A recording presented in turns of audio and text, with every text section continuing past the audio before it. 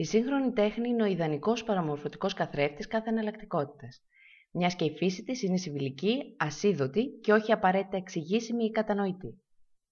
Ακόμα πιο ενδιαφέρον για την άρχουσα τάξη είναι το γεγονός ότι στην τέχνη όλα επιτρέπονται, εκτός από την αλήθεια, η οποία προϋπάρχει του καλλιτέχνη και εφόσον αναπαρασταθεί από εκείνον, πάβει να είναι αλήθεια, αλλά θέαμα. Φακός πολυεδρικών αντανακλάσεων, η τέχνη είναι το ιδανικό οικοσύστημα παραγωγής υποκειμενικότητας για την κοινωνία του θεάματος. Μιας και η αναστολή της δυσπλησίας και άρα η απώλεια συνείδησης είναι ουσιαστική για τη μέθεξη με ένα έργο τέχνης.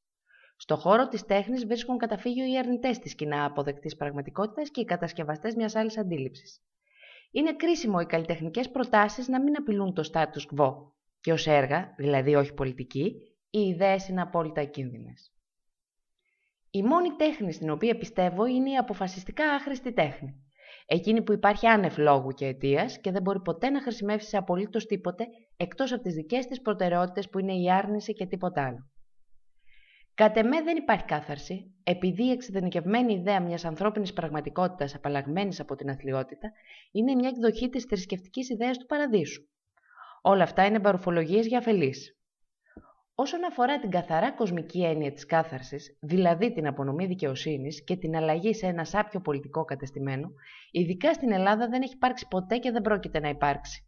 Επειδή οι Έλληνες είναι bottom feeders, πλάσματα του βούρκου, από τη λάσπη και τα περιτώματα τρέφονται και όσο υπάρχει περίπτωση να αλλάξει αυτό για τις κατσαρίδες, άλλο τόσο υπάρχει και για τους Έλληνες. Το θέατρο μαλάκο βρίσκεται στον 21ο αιώνα. Δεν υπάρχουν σκηνοθέτες, υπάρχουν αστάθμητες παράμετροι. Δεν υπάρχει κοινό, υπάρχουν παρόντες. Δεν υπάρχει έργο, υπάρχουν λεκτικοί διακόπτες. Δεν υπάρχουν φωτιστικοί σχεδιασμοί, υπάρχουν live αναμεταδότησης από κινητά.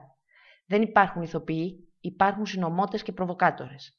Δεν υπάρχει ακρίβεια, υπάρχει έκπληξη.